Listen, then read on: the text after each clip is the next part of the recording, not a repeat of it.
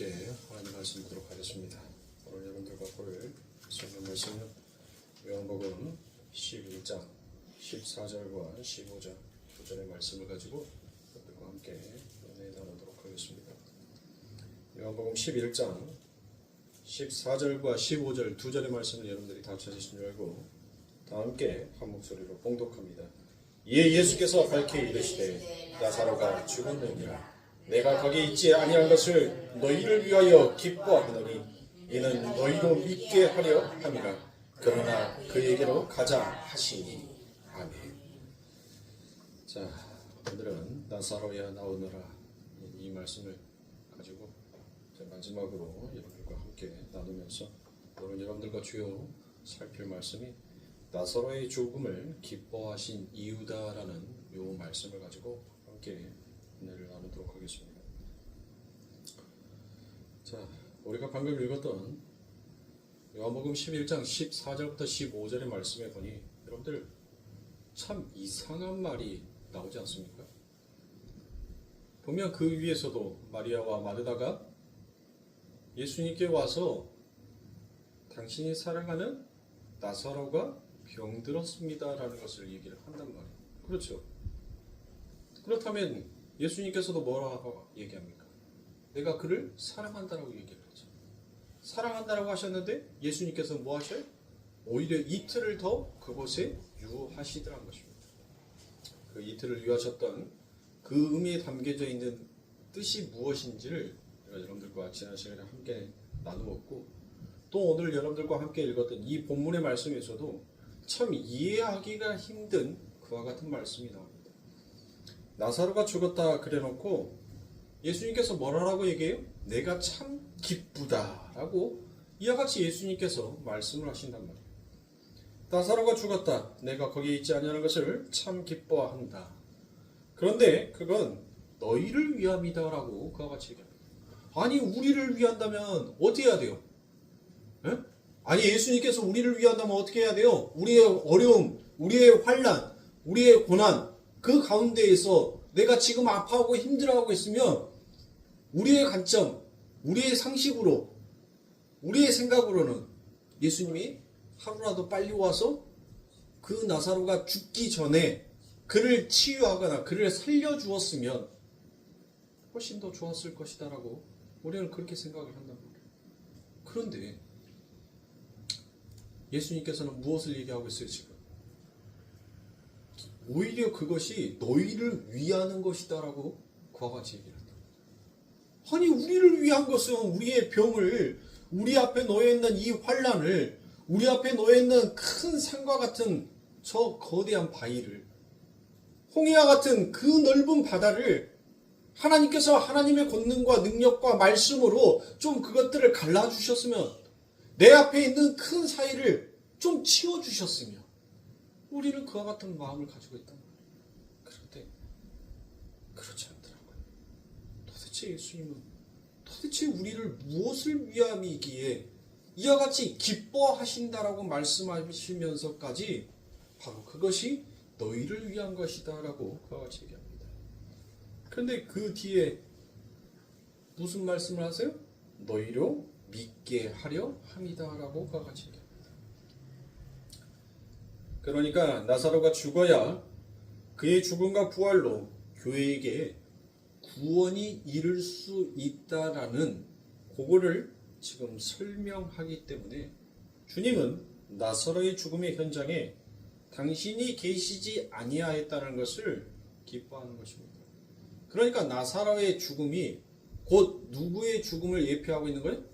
예수 그리스도의 죽음을 예표하고 있는 것입니다. 예수님께서 그곳에 가면 여러분들 무엇 하는 거예요? 그 나사로가 병들어 있었을 때 예수님의 권능이, 예수님의 능력이 그에게 나갈 거 아닙니까? 여러분들 빛이 어둠에 가면 어두워져요? 밝아지죠. 그러니까 예수님께서 그곳에 가면 지금 그 구원이 하나님의 계획하심이, 하나님의 뜻하심이 나타나고 드러나야 하는데 오히려 자신의 생각, 내가 너희를 위한다라고 해줬던 그것이 오히려 너희에게는 해가 되더란 것입니다. 주님께서 기뻐하신 이유를 너희로 믿게 하려 함이다 라고 그와 같이 얘기합니다. 그러니까 이게 무슨 말인가 하니 당신의 백성들의 믿음을 위해서는 여러분들 무엇하는 거예요? 나사로를 죽이시는 것까지도 하나님은 불사하시겠다라는 그와 같은 뜻입니다. 그러면 여러분들 나사로는 지금 누구를 대표하고 있는 거예요? 예수 그리스도를 믿는 모든 자를 대표하고 있는 것이죠. 그러면 여러분들 이 나사로가 죽었느니라 내가 거기에 있지 아니한 것을 너희를 위하여 기뻐하노니 이는 너희로 믿게 하려 함이라는 것은 뭔 말이에요? 마찬가지로 우리의 믿음을 위해서 하나님께서 무엇 하신다는 거예요? 우리를 마치 나사로가 죽는 자처럼 우리를 죽이시는 것까지도 불사하시겠다는 것입니다. 근데 그렇게 불사하신 이유가 뭐라고요? 바로 너희로 믿게 하려고. 그것이 바로 하나님의 기쁨이요. 그것이 바로 하나님의 사랑이라는 것입니다. 여러분, 아비가 자식이 어둠 속으로 달려가는 것을 보고 여러분들 가만히 둘 그 아버지가 있을까요? 여러분들 그것은 결코 사랑이다라고 말하지 않습니다. 진짜 그 자식을 사랑하면 여러분들 어때요? 그 어둠 속으로 걸어가는 그 아들의 두 다리 몽둥이를 부러뜨려서라도 그 어둠 속으로 걸어가지 못하게 하는 것이 여러분들 그게 뭐예요? 그게 바로 부모가 자식을 사랑하는 것입니다. 자식의 입장에서는 못하는 거예요. 그게 부당하게 느껴질 수가 있단 말이에요. 그렇게까지 내 두 다리를 분들어뜨려서라도 그것을 못 가게 해야 할 만큼 이게 중대한 거냐라고 생각할 수 있지만 부모는 뭐 하는 거예요? 부모는 자식보다도 먼저 세상의 모든 것들을 경험하고 더 많은 지식들을 알고 있잖아요. 그리고 또 세상을 살다 보니까 그 길로 빠지게 되면 거기가 어둠인지 거기가 불행인지 거기가 악인지를 안단 말이에요. 어떤 부모가 여러분들 자식에게 그 자식의 손에다가 칼을 쥐어주면서 강도질 해야하고 오라라고 할 부모가 어디 있냐는 것입니다. 어디 있냐는 거예요. 보세요. 하나님께서는 우리를 그렇게 죽음과 방불한 상황에 던져 넣으신 것입니다. 왜 그래요? 왜? 우리의 믿음을 온전하게 하기 위함이라는 것입니다. 그것이 바로 진짜 사랑입니다. 그러나 유대인들은 병이 나고 쳐주고 목숨이나 부지하게 만드는 것이 바로 사랑이다라고 착각을 하더라는 것입니다. 이것이 바로 우리가 가지고 있는 바로 우리의 생각과 하나님의 생각이 이렇게 큰 차이가 있는 거예요. 우리의 앞에 놓여있는 어려움들을, 우리의 병듦을, 우리의 소원을 하나님께서 즉각 해결해 주는 것이 오히려 그것이 사랑이 아닌 것이었어요. 오히려 그 문제로 인을 통하여서 내가 얼마나 부족한 자인지를 깨우치는 것. 그래서 내가 전진해 나아가야 할 곳이 어디인지를 깨닫는 것. 오히려 그것이 더 큰 사랑이라는 것입니다. 인간의 무지한 그 착각이 여러분들 오늘 본문 35절에서도 잘 기록이 되어 있습니다. 요한복음 11장 35절부터 37절의 말씀해 보니 예수께서 눈물을 흘리시더라. 이에 유대인들이 말하되 보라 그는 어떻게 사랑하였는가 하며 그중 어떤 이는 말하되 소경의 눈을 뜨게 한 이 사람이 그 사람은 죽지 않게 할 수 없었더냐 하더라 라고 말합니다. 여기 보시면 마치 유대인들이 예수님의 눈물을 보고 참 저 사람이 나사로를 정말 많이 사랑했나 보다. 여러분들 저렇게 우는 것을 보니 진짜 그 예수님이 나사로를 사랑했는가 보다라고 여러분들 그렇게 예수님의 사랑을 치켜 세워주는 것처럼 보이죠. 그러나 37절의 말씀에 보니 여러분들 그들이 이야기하는 것은 정말 정반대의 이야기를 하고 있음을 우리가 이 37절의 말씀을 통해서 알 수 있다는 것입니다. 37절에 무엇이라고 얘기합니까? 소경의 눈을 뜨게 한 사람이 그 사람을 죽지 않게 할 수 없었더냐 하고 비아냥거린 거예요. 아니 누구에게는 그 능력을 나타내는데 사랑한다면서 누구에게는 그냥 죽게 놔둬? 이게 사랑이야? 저 사람이 말하는 사랑은 겨우 이 정도야? 라고 비아냥거린 거예요. 그러니까 유대인들은 지금 정반대로 저 사람이 나사로를 사랑했던 것처럼 울고 있다. 그러면 소경의 눈을 뜨게 했던 그 실력으로 나사로의 병을 과연 고칠 수는 없었던 사람인가? 저 사람은 정말 나사로를 진정으로 사랑한 사람이 아니다라는 그 뉘앙스의 이야기를 지금 유대인들이 하고 있다는 것입니다. 이렇게 예수님의 사랑과 죄인들의 사랑의 내용은 바로 천양지차인 것입니다. 우리도 어떻습니까? 우리의 신앙 가운데서 우리가 정말 어떤 사건과 어떤 문제를 놓고 하나님 앞에 정말 간절히 기도할 때가 있을 거예요. 그런데 하나님께서는 정말 우리가 뜻하지 아니하는 길로 우리를 인도할 때가 있습니다. 정말 어쩌면 그 기도를 하지 아니하였을 때보다도 더 힘든 상황으로 우리를 몰고 갈 때도 있었을 거란 말이에요. 그럴 때 우리는 어떻습니까? 정말 우리가 그 하나님의 사랑을 진정으로 깨닫고 정말 그 하나님을 나의 아버지로 믿고 있다면 그 아버지가 나를 아무리 힘든 구렁텅이로 우리를 밀어든다 하더라도 반드시 그곳에서 아버지의 큰 뜻으로 나를 구원해 낼 것이다 라는 우리는 그 믿음을 가지고 있어야 되는데 어떠냔 말이에요. 어때요? 물에 빠진 사람 건져냈더니 뭘 내놓으라고 얘기한다고요? 보따리 내놓으라는 그 말을 하죠. 마치 인간이 극역이라는 것이에요. 우리의 신앙이 바로 그거다는 거예요. 우리의 수준이 우리가 잘 가지고 있다라는 번지르르한 그 믿음이 바로 그 정도의 수준이었다라는 것을 지금 요한은 이 37절 말씀 안에서 너희들이 아무리 이 땅에서 그 하나님의 법규와 율례와 법도를 잘 지켜서 너희들이 마치 대단한 믿음을 갖고 있는다라고 할지 모르지만 너희들 그거 착각하지 말라는 거예요. 너희들의 그 고상한 믿음이 바로 이 수준밖에 되지 않다는 거예요. 그 아버지의 큰 뜻을 너희들은 도저히 읽지 못하는 자다라는 것을 지금 요한은 11장 37절에서 그 말씀을 선포하고 있습니다. 유대인들은 나사로의 병 안 고쳐줬다고 예수님이 저를 사랑했다는 것은 바로 언어도단이다라고 그와 같이 이야기를 하고 있다는 것입니다. 예수님은 나사로를 진짜 사랑했고 또 나사로뿐만이 아니라 당신의 백성들을 너무너무나 사랑하셨기 때문에 나사로를 그냥 죽게 내버려 두신 것입니다. 진짜 소중한 것, 영원한 생명, 믿음, 구원이 여러분들 그들에게 뭐 해야 되니까? 그들에게 설명되어져야 하고 그 설명되어져 있는 그 진리가 이제 예수 그리스도의 십자가를 통해서 무엇해야 되는 거예요? 그들 안에 들어가야 하기 때문에 그 길이 열려야 하기 때문에 예수님께서는 이 길을 선택하실 거랍니다. 이제 나사로를 종으로 붙들고 있었던 사망이 여러분들 어떻게 격파되는지 본문 33절의 말씀에 다음과 같이 기록합니다. 예수께서 그의 우는 것과 또 함께 온 유대인들의 우는 것을 보시고 심령에 통분히 여기시고 민망히 여기사라고 되어 있습니다. 예수님께서 마리아와 문상 유대인들의 우는 것을 보시고 여러분들 무엇 하셨다라고 얘기해요?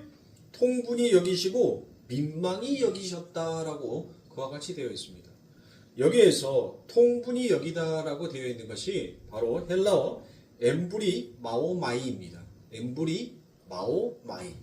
이것은 바로 강한 분노와 불쾌감으로 무엇을 호되게 꾸지를 때 가리키는 이야기예요. 그 뒤에 민망히 여기다라는 이 단어는 비록 헬라의 단어는 틀리는데 이 민망히 여기다라는 그것도 같은 뜻을 가지고 있습니다. 여기 민망히 여기다라는 것은 바로 타라소라라고 되어 있어요. 이 타라소 역시 분을 못 이겨서 크게 치를 떨더라라는 것을 그 뜻 안에 담고 있더라는 것입니다. 그렇다면 여러분들 보세요. 왜 예수님께서 이렇게 화가 나셨습니까? 왜 예수님께서 여러분들 이렇게 치를 떨 정도로 굉장한 불쾌감으로 여러분들 화를 내셨다라고 성경은 표현을 하고 있어요. 왜 예수님께서 이와 같이 표현을 하셨을까요? 자, 우리가 자칫 오해할 수 있는 여지가 뭐였어요? 바로 우리가 본문에서 쭉 읽었던 것처럼 14절과 15절이 무엇이에요? 그 나사로가 죽은 것이 내가 거기에 있지 아니하는 것을 기뻐하였고 그것은 바로 너희를 위한 것이다 라고 그와 같이 얘기를 했단 말이에요. 그러면 본문을 쭉 읽다 보면 33절에 가서 예수님께서 화났다는 이 부분을 여러분들 대부분은 어떻게 표현을 하겠습니까? 예수님께서 능력이 있어서 하나님께서 능력이 있어서 그 나사로를 아무리 나사로가 죽어서도 그를 살려낼 수 있는 하나님인데 그 마리아가 뭐라 했어요? 나 예수님 믿어요. 예수님 믿는다고요 라고 했던 그들이 뭐 합니까? 울었단 말이에요. 아니 내가 죽은 자도 살려낼 수 있는 그 하나님인데 그 능력이 있는데 얘들이 안 믿고 우울해? 그래서 예수님께서 지금 화가 나셨을까요? 그것 때문에 여러분들 치를 떨 정도로 여러분들 예수님께서 통분히 여기셨습니까? 그 얘기가 아닌 거예요. 지금 예수님께서 당신의 백성들을 붙들고 있는 사망의 세력에게 예수님께서는 분노하시고 통분히 여기고 계셨다는 것입니다. 그 분노하심이 사망에게 돌격하여 그 사망을 박살내기 위함이더란 것이에요. 그 사망을 박살내기 위함이 뭐라는 거예요? 바로 오직 십자가더란 것입니다. 그래서 예수님의 그 십자가가 이제 더욱더 뚜렷한 그림으로 예표되기 시작합니다. 예수님의 눈물을 흘리셨습니다. 그 예수님의 눈물은 화가 나서 흘리는 눈물도 아니고 어차피 살려내실 나사로가 불쌍해서 우셨던 예수님도 아닙니다. 그 눈물은 마리아와 마르다 그리고 그 유대인들의 눈물에 그들이 울었다라고 여러분들 성경은 그와 같이 표현을 하죠. 그들의 눈물에 예수님께서 동참하신 거예요. 그 예수님께서 사망에 사로잡혀서 사망의 증상을 겪어내며 눈물을 흘리고 있는 당신의 백성들의 눈물에 지금 예수님이 동참하십니다. 그래서 예수님께서 우시는 거예요. 나사로는 이제 곧 살려낼 건데 아이고 어쩌다 죽었지 그렇게 불쌍해서 운 것이 결코 아니더란 것입니다. 지금 이 요한은 예수님께서 그들이 울었다라는 예수님의 눈물이 어떻게 그들의 눈물과 참여되는지를 지금 이 요한은 시편 56편 8절의 말씀을 가져다가 여러분들 그 뜻을 거기 안에 담고 있는 거예요. 자, 시편 56편 8절에 가니 나의 유리함을 주께서 계수하셨으니 나의 눈물을 주의 병에 담으소서 이것이 주의 책에 기록되지 아니하였나이까 라고 그와 같이 말씀합니다. 자, 이 시편은 누구의 시편이겠습니까? 바로 다윗의 시편입니다. 다윗이 블레셋으로 도망가면서 여러분들 뭐 했어요? 블레셋까지 여러분들 도망가면서 다윗이 미친 척했죠? 막 침 질질 흘리면서. 그렇죠? 그렇게 어려움에 당해 있던 그 다윗이 쓴 시입니다. 거기에서 얼마나 힘들었던지 다윗이 정말 많은 눈물을 흘렸다라고 얘기합니다. 정말 미친 척을 해야 할 정도로 그 다윗의 상황은 너무나도 힘들었습니다. 이 다윗이 도망가고 그 마지막까지 어디까지 도망갔다고요? 블레셋까지 도망갔다는 것이에요.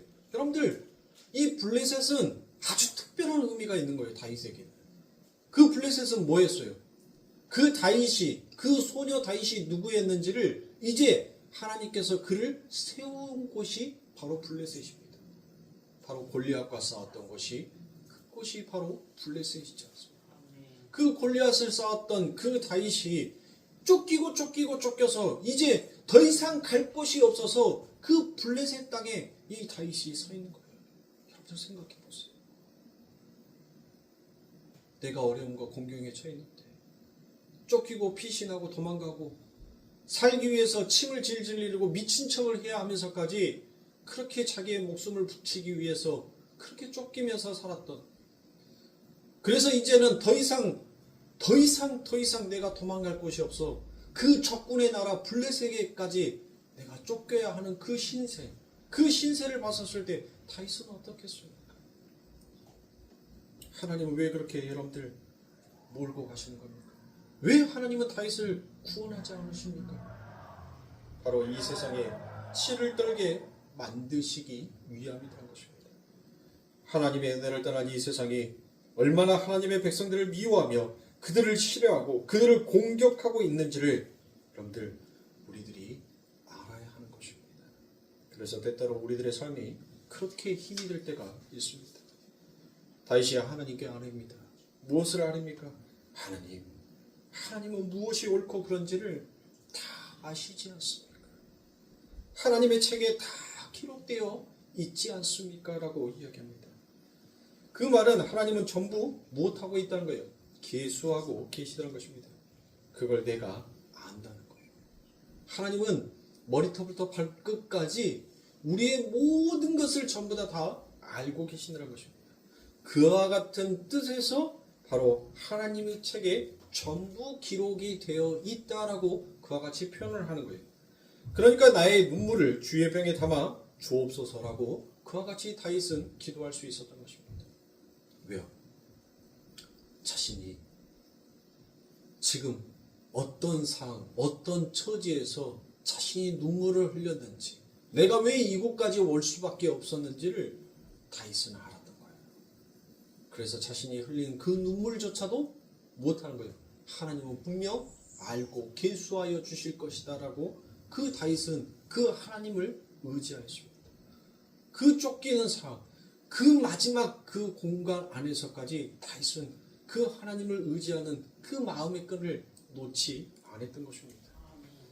하나님 내 눈물, 이렇게 세상에서 당하여 흘리는, 아무 잘못 없이 흘리는 나의 이 눈물 하나님은 아시죠? 라고 그와 같이 다윗이 고백합니다.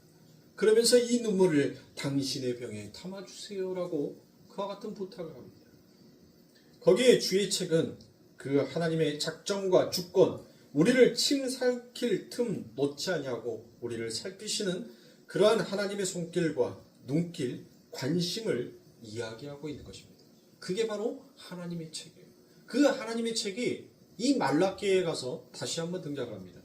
말라기 3장 16절에 가니 그때 여호와를 경외하는 자들이 피차에 말하며 여호와께서 그것을 분명히 들으시고 여호와를 경외하는 자와 그 이름을 존중히 생각하는 자를 위하여 여호와 앞에 있는 기념책에 기록하셨느니라. 자, 하나님의 책이 다시 말라기에서 등장을 하죠. 자, 이건 무슨 책에다가 이렇게 썼다라는 그와 같은 얘기가 아니라는 것입니다.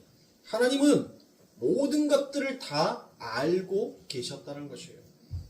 하나님의 백성들의 삶과 그들이 거둔 여정은 모두 하나님의 책에 기록이 되어 있더라라는 것입니다. 모든 사람들의 삶의 여정이 깊이 간섭하시면서 그 모든 것들을 전부 계수하고 계시는 것이 바로 하나님의 책에 기록이 되어 있다라는 그 표현으로 쓰는 거예요. 그 표현으로. 그럼에도 불구하고 사망의 세력이 지배하는 이 세상에서 육신을 입고 살아가는 당신의 백성들의 눈물을 하나님께서는 당신의 병에 담으시고 그 눈물의 병을 십자가에서 이제 전부 깨트려 버리신 것입니다. 이것이 바로 구원인 거예요.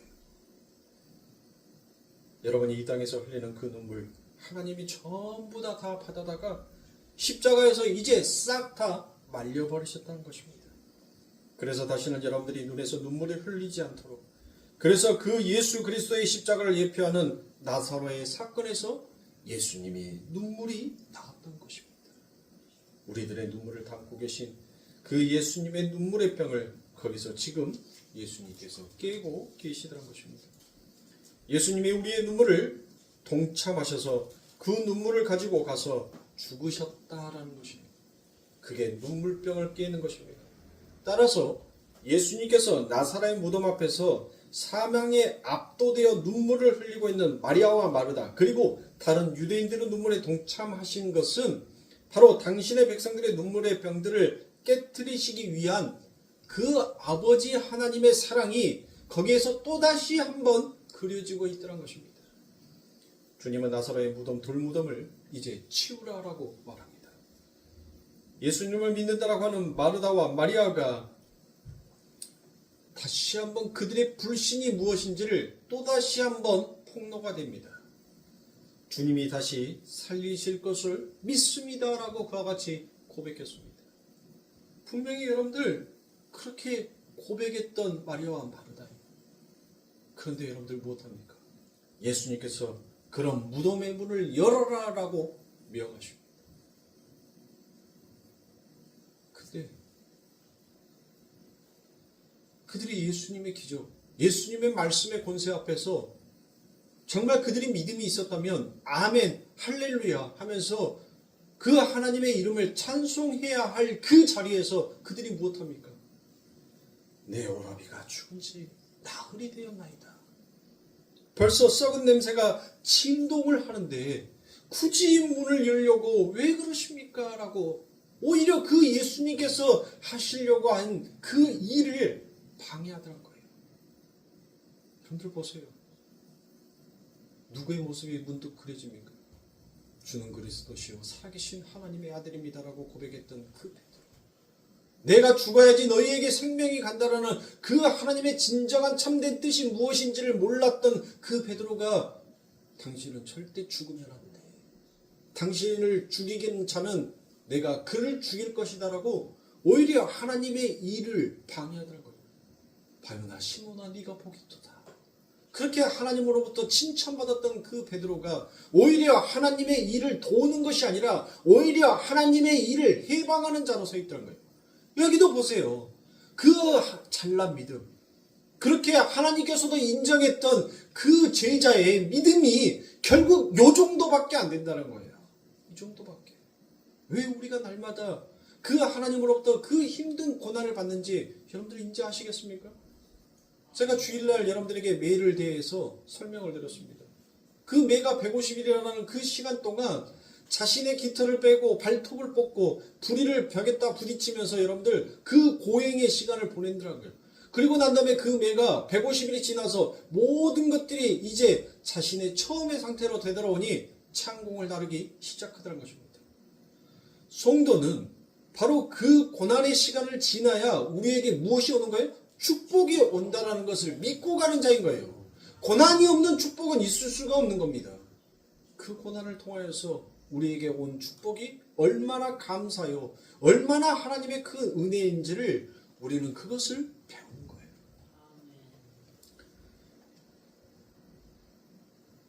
우리의 믿음이 바로 이 정도이다라는 것을. 사망에 사로잡힌 자들의 불신의 모습이 바로 여기에서 표현이 됩니다. 주님은 나사로의 무덤으로 가십니다. 여러분들, 왜 주님께서 무덤을 열라라고 말씀하시나요? 왜 무덤을 열라라고 말씀하시나요? 예수님은 그 정도의 능력이 밖에 안 되시는 분입니까? 응? 아니 예수님께서 멀찌감치 떨어져서 무엇하면 돼요? 나사로야 나오너라 라고 말씀하시면 되죠. 그리고 난 다음에 뭐 하면 돼요? 앞에 나오려는데 예수님 돌이 앞에를 가리고 있어요. 내가 너에게 삼손과 같은 힘을 줄 테니까 그 돌을 굴려서 나오라 라고 말하면 여러분들 다 할 거 아닙니까? 그렇죠? 근데 그렇지 않단 말이에요. 지금 예수님께서는 무엇을 의도하고 있어요? 바로 그 나흘이라는 시간 동안 이미 나사로는 그 죽음의 냄새, 사망의 냄새를 풍기고 있었어요. 그 무덤 안에서. 그리고 그 무덤의 문이 딱 열리자 그 사망의 냄새, 죽음의 냄새가 그곳에 있는 모든 자에게 퍼지기 시작합니다. 여러분들 그것은 무엇이에요? 뭐예요? 여러분들? 바로 너희가 아무리 열심을 내고 수고하고 땀을 흘려봤자 너희는 바로 그 사망에 매여 있어서 그 사망의 냄새밖에 풍길 수밖에 없는 자가 바로 너희다라는 것을 예수님께서 그 자리에서 폭로시키는 거예요. 너희는 지금 내가 아니면 너희는 전부 다 죽은 자란 거예요. 사망에 붙들려서 죽은 자라는 것을 예수님께서 지금 그걸 폭로시킨 거란 말이에요. 나사로야 그 무덤의 돌을 치우라라는 말씀. 그 돌이 치워지고 난 다음에 그 모습이 제가 왜 이렇게 여러분들에게 확신에 차서 말할 수 있어요? 바로 마리아와 마리다가 뭐예요? 분명히 예수님은 죽은 자를 살리실 수 있는 분임을 내가 믿습니다라고 고백했던 그 마리아와 마리다가 얼마 가지 못해서 무엇을 얘기합니까? 아니 나흘이나 됐는데 뭘 무덤문을 또 돌을 열라고 하십니까? 이렇게 했단 말이에요. 바로 그와 하나만 보더라도 우리의 믿음이 무엇인지를 지금 예수님께서는 그 돌을 굴리라는 그 말씀 하나로 못하는 거예요. 폭로하는 거예요. 폭로. 지금 너희들을 이 사망을 초롱성 같은 이 사망을 깨트릴 수 있는 권세는 바로 무엇한다는 거예요? 나밖에 없음을 하나님께서 그 자리에서 선포하시는 겁니다. 너희들의 열심, 너희들의 수고, 너희들의 노력으로는 절대로 이 여리고성, 이 사망을 깰 수가 없지만 나는 이 사망을 깰 수 있다는 거예요. 나는 사망을.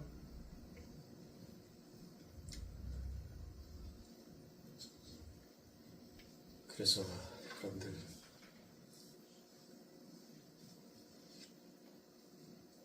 주님께서 썩어가는 시체에서 나사로의 상태가 폭로되자 주님은 나사로의 죽음을 빨아들이십니다.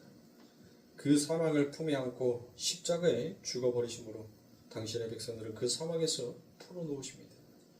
그건 제가 억지로 여러분들에게 추론낸 말씀이 아닙니다. 바로 오늘 본문 마지막 절인 44절에 보니 무엇을 기록하고 있어요? 죽은 자가 수족을 패로 동인체로 나오는데, 자, 여러분들 뭐 한다고요? 죽은 자가 나온다는 거예요. 죽은 자가 나왔어요, 지금. 응? 죽은 자가 나왔어요. 그 얼굴은 여러분들 수건에 쌓였더라. 예수께서 가라사대 풀어놓아 다니게 하라 하시니라 라고 얘기합니다. 보세요, 여러분들. 죄의 싹은 사망이요, 그 사망의 몸에 죽을 수밖에 없었다.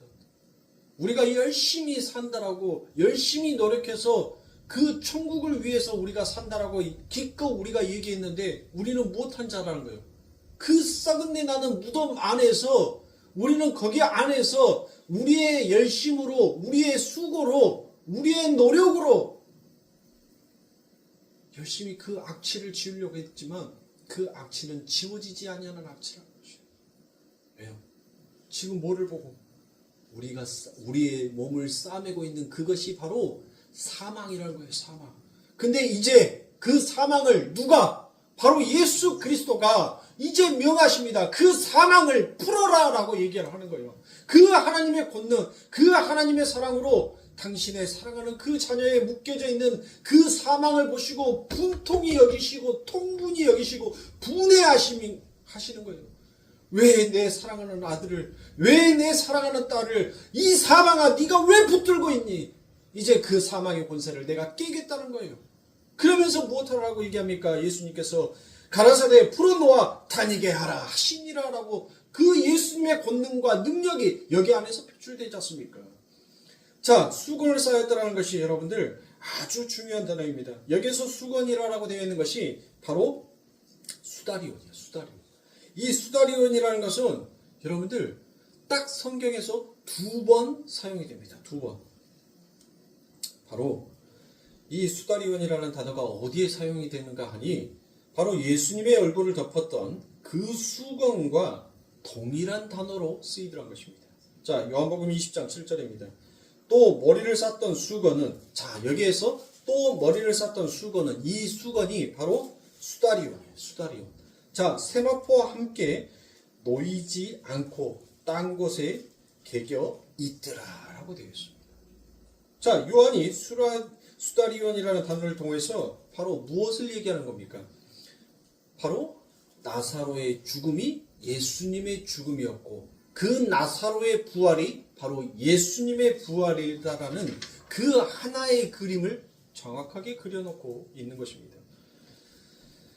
그래서 그들이 똑같은 수건을 얼굴에 두르고 있습니다.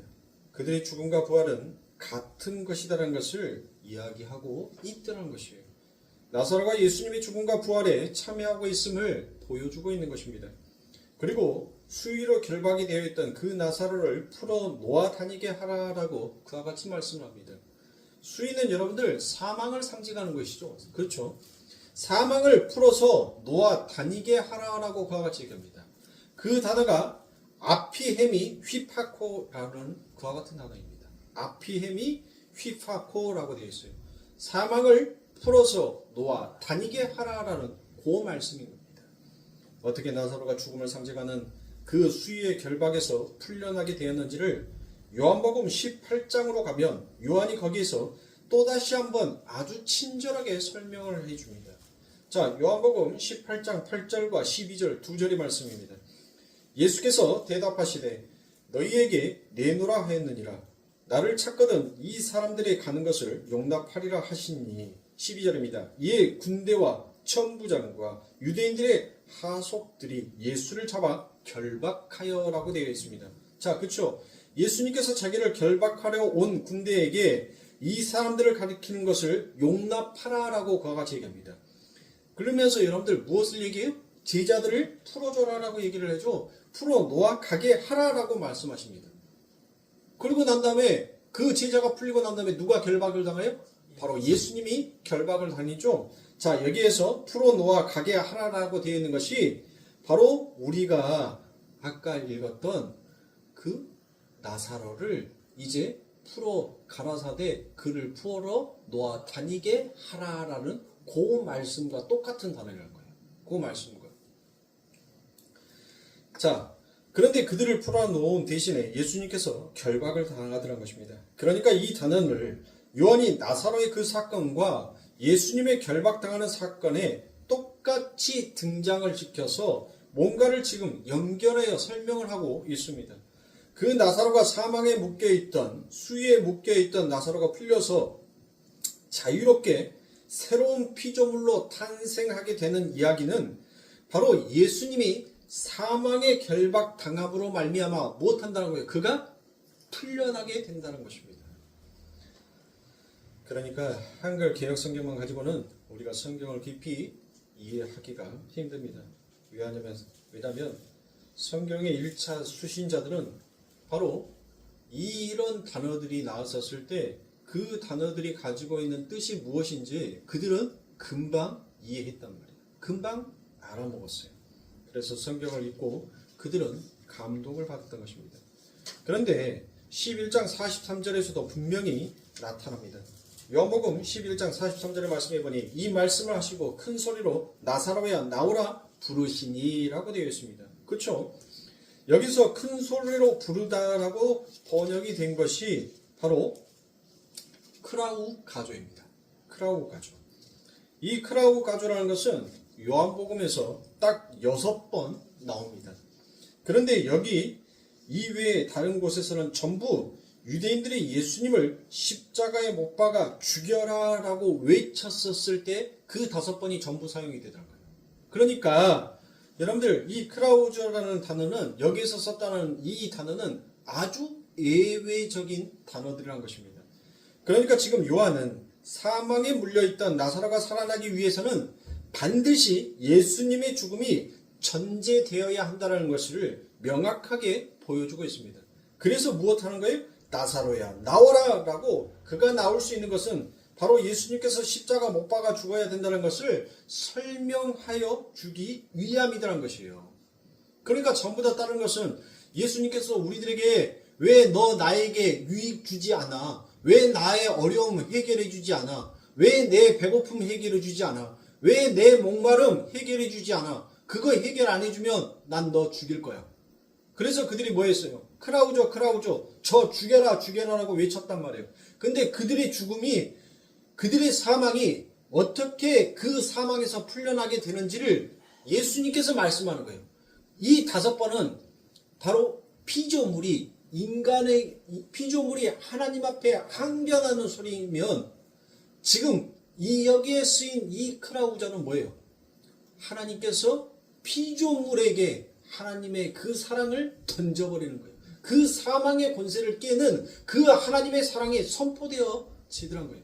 그렇게 하나님의 사랑이 다시 한번 그들에게 선포되어 그들의 가슴에 메마르진 가슴에 그 하나님의 사랑의 물줄기가 흐르게 되자 그들이 무엇하더란 거예요? 곧장 일어서게 되더란 것입니다. 그러니까 여러분들 뭐 하는 거예요?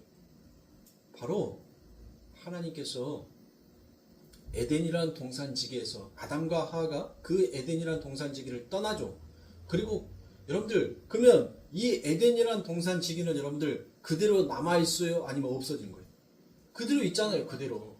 그러면 누구만 다시 오면 여러분들 다시 창조의 원점으로 가는 거예요. 누구만 오면.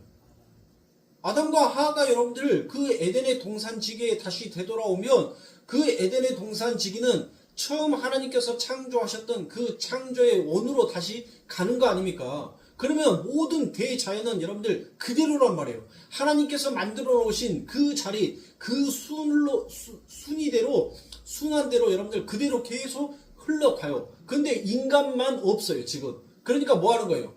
안식할 수가 없잖아요. 안식이 안 되잖아요. 왜? 뭐가 빠졌으니까? 인간이 빠졌으니까. 인간이 채워져야지만이 여러분들 뭐가 도는 거예요? 안식이 오잖아요, 안식. 하나님께서 인간을 창조하시고 보시기에 심히 좋았더라라고 말씀하시고 난 다음에 안식하잖아요.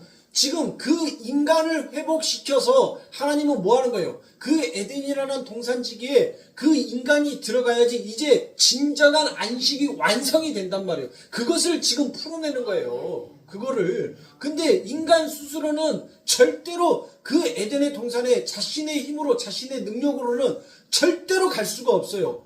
절대로 갈 수가 없다니까요.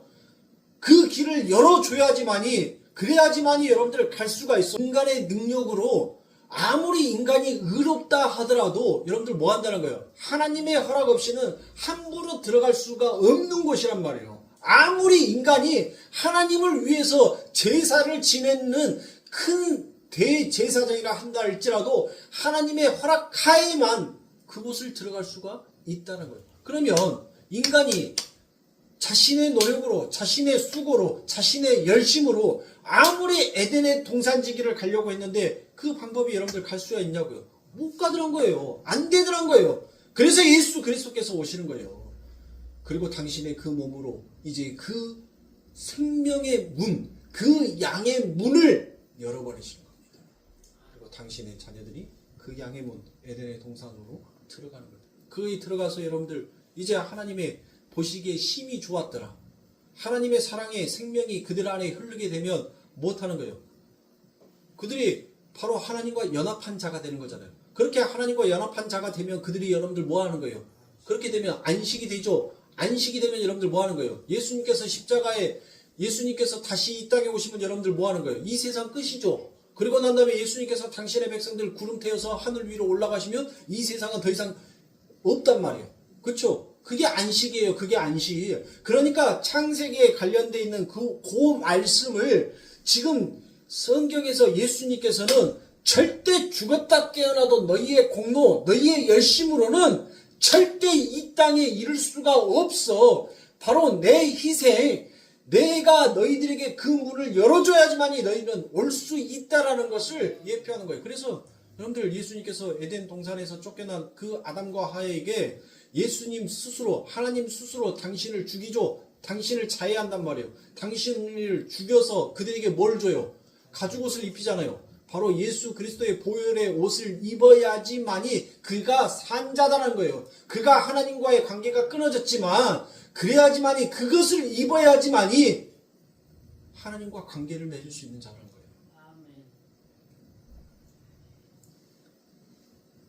그 예수 그리스도의 분노와 불쾌감, 그걸 보고도 계속하여 사망의 열매를 탐닉한다는 것은 여러분들 기독교인으로서 정말 터무니없는 말이 되지 않겠습니까? 더러운 무덤 속에서 삶을 여러분들 과연 우리가 계속 지속하겠습니까? 우리의 사망이 되셔서 죽으시고 부활하신 그분이 우리 안에서 불꽃 같은 눈동자로 우리를 지켜보고 계시는데 여전히 우리가 사망의 종로로 산다는 것은 여러분들 우리는 하나님을 섬기는 자가 아니라 여전히 나를 섬기고 있는 자다라고 말할 수 있습니다. 우리의 그와 같은 뻔뻔함으로 여러분들 하나님을 섬기고 있다는 것은 바로 그것이 어느 도단이 될 것입니다. 여러분들 우리가 하나님의 그 사랑을 우리가 욕심내지 아니하고 세상의 사망의 열매를 탐닉하고 그 무덤 속의 삶을 즐거우며 쾌락을 하고 느끼고 있다면 여러분들 결국 우리만 손해를 보는 것입니다. 왜요? 하나님께서는 절대 당신의 세운 그 계획을 중도에 수정하거나 포기하시는 분이 아니시기 때문입니다. 여러분, 죄는 굉장히 달콤합니다.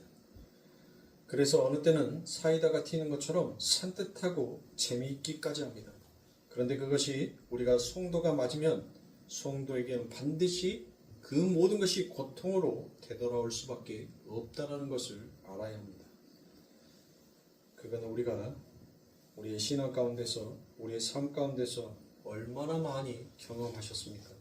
세상의 모든 것들을 여러분들 다 잊어버린다 하더라도 우리가 경험 속에서 얻어지는 그 신앙의 하나님의 은혜를 여러분들 기억해야 할 것입니다. 여러분들 개그 콘서트를 같은 데를 여러분들 보십시오. 웃음의 코드가 여러분들 뭡니까? 비밀스럽게 감추어 두고 요건 나만 가지고 있는 거야 라고 생각했던 것이 여러분들 공개석상에서 그 모든 것들이 폭로가 되는 거예요. 그래서 사람들이 웃습니다. 여러분들 왜 웃는 거예요? 바로 자기를 과대 포장하고 있지도 아니하는 것을 자랑하는 그 죄인들의 속성이 여러분들 그 무대 위에서 폭로가 되자 여러분들 그것을 가지고 막 즐기더란 것이에요. 왜 즐기는 줄 알아요? 나만 이런 줄 알았는데 나보다 더한 놈이 있네 라고 기가 차니까 웃는 거예요. 여러분들 기가 차니까. 그게 바로 웃음의 코드라니까요. 이 세상의 개그 코드라는 것이 결국 그거예요. 나만 이렇게 흉악하고 나만 이런 죄 짓는 줄 알았는데 이제 공개석상에서 여러분들 그 모든 죄가 폭로가 되고 또 그 죄에다가 과대 포장까지 돼. 정말 말도 안 되는 것들을 여러분들 포장해서 여러분들 그것을 표현하고 있는 거예요. 그러니까 웃어요, 사람들이. 여러분들 그만큼 오늘날 이 세대는 정말 악하다라고 보는 것입니다. 그게 반복되다 보면 다른 사람들도 전부 그렇게 살고 있구나라는 그 일반화가 되어버리면 여러분들 정말 그것은 무서운 거예요. 정말 무서운 것은 여러분들 자신의 죄가 부끄러운지를 모르는 것이 여러분들 정말 무서운 것입니다. 자신의 죄가 얼마나 부끄럽고 무서운 것인지를 알면 여러분들 그들은 돌이켜집니다. 그들이 자신이 짓고 있는 죄가 무서운지 자신의 짓고 있는 죄가 부끄러운 것인지 모르고 여러분들 가면 못하는 거예요. 바리새인들과 서기관들처럼 자신의 죄가 폭로되었으면 뭐 하는 거예요? 공개석상에 자신의 죄가 폭로가 되었으면 주님 나를 용서해 주시옵소서라고 가면 돼요. 그가 진짜 자신의 죄에 대한 부끄러움을 아는 자입니다. 그런데 그 예수 그리스도의 말씀으로 인하여서 자신의 죄가 폭로되어 부끄러움을 당하였는데 거기에서 여러분들 무엇하더란 거예요? 우리의 알량한 믿음이 우리의 대단한 믿음을 가지고 있다라는 우리의 모습들이 그 예수님의 말씀과 예수님의 능력 앞에서 못해요. 분노하더란 거예요. 저자만 없으면 나의 이 부끄러움이 나의 이 창피함이 폭로가 되지 않을 건데 그게 왜 죄야? 나만 짓는 것도 아니잖아. 대중적으로 모든 사람들이 안 들켰을 뿐이지 다 짓고 있는 죄잖아. 근데 왜 유독 나한테만 와고 그걸 지적해? 그러니까 뭐 하는 거예요? 죽이고 싶은 거예요. 죽이고 싶은 거예요. 그게 우리의 믿음이라는 거예요. 그래서 하나님께서 우리들에게 고난을 허락하십니다. 그 고난을 통하여서 죄와 사망이 얼마나 무서운지 그것에 대해서 당신의 백성들이 정말 키를 떨게끔 만들려고. 이 죄 정말 끔찍하고 정말 부끄럽고 정말 창피한 거구나라는 것을 당신의 백성들이 정말 이를 갈면서 여러분들 그것을 깨우치라라고 하나님은 당신의 자녀들에게 그 고난을 허락하시는 거예요. 우리들이 미워서 하나님께서 고난을 허락하신 것이 아닙니다. 그 죄가 얼마나 지옥스럽고 얼마나 잔혹한 놈인지 그 죄를 가지고는 절대 너와 내가 하나가 될 수 없음을 하나님께서는 그것을 우리들에게 설명해 주기 위하여서 당신의 자녀들에게 울고 있는 당신의 자녀들에게 고난을 허락하시면서까지 하나님의 그 사랑을 우리들에게 가르치신 겁니다. 그러기 사랑하는 소나님들 힘들어도 여러분들 잘 인내하세요. 우리가 흘리는 그 눈물 이미 우리의 흘렸던 그 눈물은 무엇 하셨다고요? 예수님께서 당신의 호리병에 다 담아서 그 십자가에서 깨버린 겁니다. 그래서 여러분들 요한계시록에 무엇이 나와요? 아버지 하나님의 그 나라 내가 정말 하나님의 말씀으로 그렇게 완성이 되고 회복이 되어서 그 안식에 들어가면 그 나라는 뭐 같더라고요? 아픔도 없고 눈물 흘리는 것도 없고 곡하는 것도 없고 슬퍼하는 것도 없는 나라. 왜? 예수님께서 십자가에서 그 모든 것들을 다 깨버리셨습니까? 이 땅에서 우리가 비록 고난을 당하여서 눈물 흘릴 수는 있습니다. 그러나 우리의 그 눈물조차도 다 길수하고 알고 계신 하나님이에요. 정말 그 눈물이 사망의 열매를 더 갖지 못하여서 분노하는 눈물이 아니라 정말 참회하는 눈물, 정말 주님의 그 사랑 앞에서 그 사랑에 겨워 감격하여 흘려지는 그 눈물이 되어야 할 것입니다. 그것이 바로 우리가 올바로 가는 신앙이다라고 말할 수 있습니다. 그래서 우리에게 하나님께서는 때로는 눈물까지도 허락하십니다. 이제 너희에게는 눈물이 없어졌다는 것을 더 빨리 뼛속 깊게 하나님께서는 그걸 가르쳐 주시기 위함이기도 합니다. 그러니까 너무 이 세상살이에 휘둘려서 여러분들 너무 외로워하시고 너무 슬퍼하시고 너무 고단해하시지 마시길 바랍니다. 그러한 눈물과 그러한 고통에 여러분들을 내어주실 수밖에 없었던 그 하나님의 사랑을 여러분들은 그 힘듦 앞에서 기억하시길 바랍니다. 절대 우리 아버지 하나님께서는 포기하시지 않습니다. 그 나사로를 죽여서까지라도 당신의 백성들에게 전해져야 할 그 하나님의 사랑, 그 하나님의 영광이 무엇인지를 드러내기 위한 그 하나님의 창대하신 계획, 정말 하나님께서는 그 하나님의 사랑이 무엇인지를 만상에 퍼뜨리고 그 하나님의 영광을 천하에 알리기 위하여서는 우리를 죽이실 수도 있습니다. 그러나 우리가 죽는다고 죽는 것이 아니라 그 우리에게 있는 사망의 권세를 깨시고 우리를 다시 부활하실 예수 그리스도를 믿는다면 그는 아버지와 함께 그곳에 가 있을 것입니다. 주님, 당신의 나라에 갈 때 내 이름도 기억하여 주시옵소서라는 그 강도의 고백을 여러분들 잊지 마십시오.